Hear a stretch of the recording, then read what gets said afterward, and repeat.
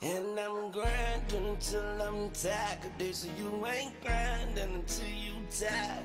So I'm grinding with my eyes wide, looking to find a way through the day, a light for the night. Dear Lord, you done took so many of my people. I'm just wondering why you haven't taken my life.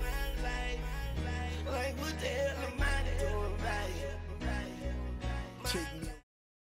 Sex offender registry for those who have been convicted of sex crimes, which range from something which would be seemingly as simple as mooning, which is a sex offense, all the way to sexual assault.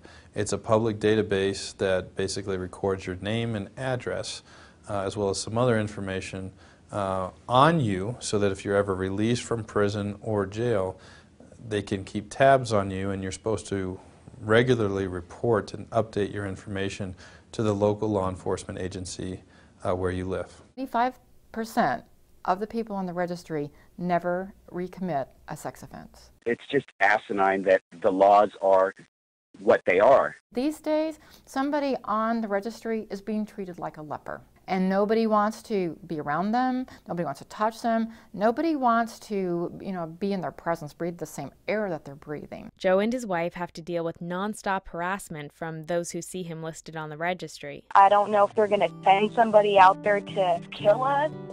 They did send somebody out there to beat me up. We had to put a temporary restraining order on a neighbor. While Joe and his wife feel that their punishment is too harsh and undeserved, law after law continues to be passed, only making things more difficult. Mission Viejo is the most recent of many cities in Orange County adopting tougher measures for California registrants this year. Registered sex offenders are not allowed to live within 2,000 feet of a school or a park. And so the unintended consequences of that is that a lot of them have become homeless. And so they are congregating in parks because there isn't anywhere else for them to go. They can't live within those areas, and then they can't go to the parks. Was there any consideration for where they would go after that? Maybe they become prisoners in their own home, but it's a law that they have to live with. Anybody who's been in prison, when they come out of prison, we want them to be rehabilitated and we want them to be productive citizens. It doesn't make any sense, and it does not serve society well for them to be jobless and homeless.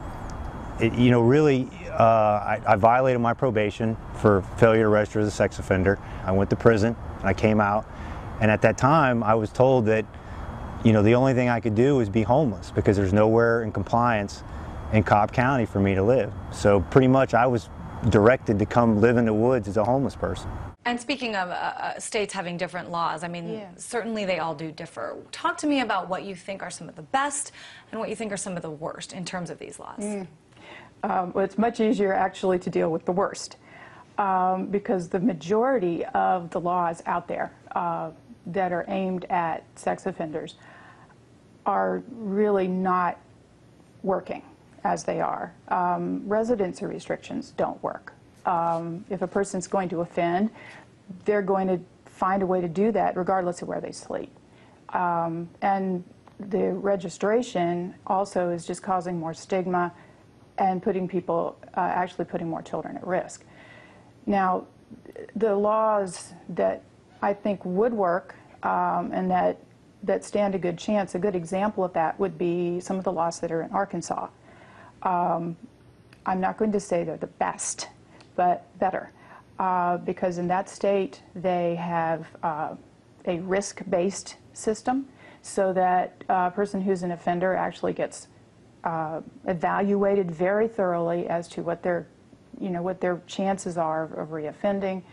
They have, while they're in prison, and then once they get out, there's therapy programs and other treatment programs to help them learn better behavior, and so that works. Whereas just watching them all the time and then watching everybody all the time doesn't. We are asking our lawmakers to do is to stop and think.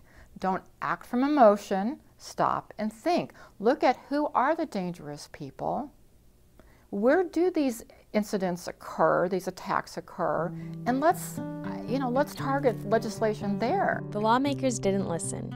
Amiano's bill was defeated 41-19, and for now, the registry will remain clogged with relatively minor offenders who face humiliation and threats every day of their lives. I'm scared all the time. I'm worried maybe sometime in the future there could be something that can be done possibly for our situation.